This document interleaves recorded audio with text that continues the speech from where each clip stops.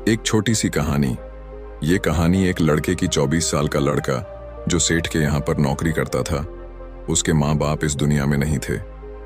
जिंदगी बड़ी परेशानी में चल रही थी। वो जाता था, रोजाना पैसे कमा करके घर आता था, खाना बनाता था, खाता था, सो जाता था।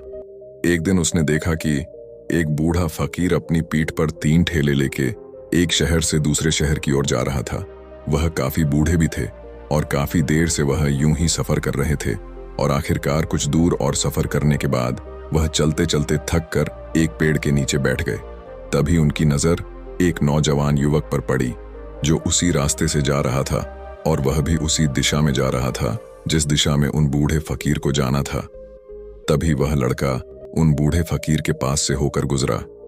इस पर वह फकीर उस लड़के से कहते हैं, सुनो बेटा, क्या तुम मेरी थोड़ी सी मदद कर सकते हो? ये ठेला बहुत भारी है और मैं बूढ़ा हो चुका हूं। मैं ज्यादा समय तक इनका बोझ नहीं उठा सकता और मैं बहुत थक भी चुका हूं। तो क्यों ना तुम मेरे एक ठेले को ले लो और मुझे उस दूसरे गांव तक पहुंचा दो। इसके बदले में मैं तुम्हें 3 स्वर्ण मुद्राएं दूंगा। वह लड़का उन फकीर की सारी बातें सुनता है और उन फकीर से कहता है, कोई बात नहीं बाबा, मैं आपकी मदद करने के लिए तैयार हूं। कहिए आपको कहां जाना है? ऐसा कहकर उस लड़के ने उन फकीर का एक ठेला उठा लिया और अपने कंधे पर ले लिया। तभी उस जवान लड़के को यह एहसास हुआ कि यह ठेला तो सचमुच बहुत भारी है।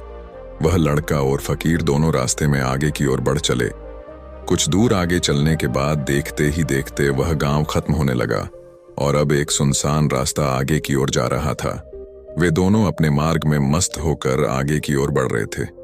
जब भीड़ से पूरी तरह से अलग हो गए तो वह लड़का उन फकीर से कहता है, बाबा, इस ठेले में आखिर ऐसा क्या रखा है जो ये ठेला इतनी वजन है?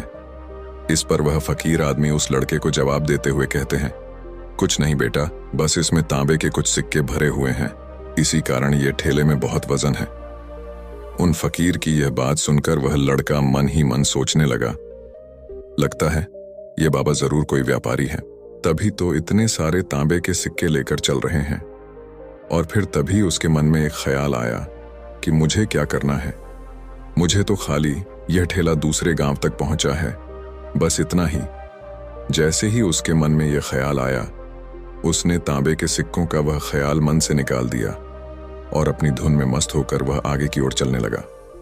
चलते चलते कुछ और समय बीता।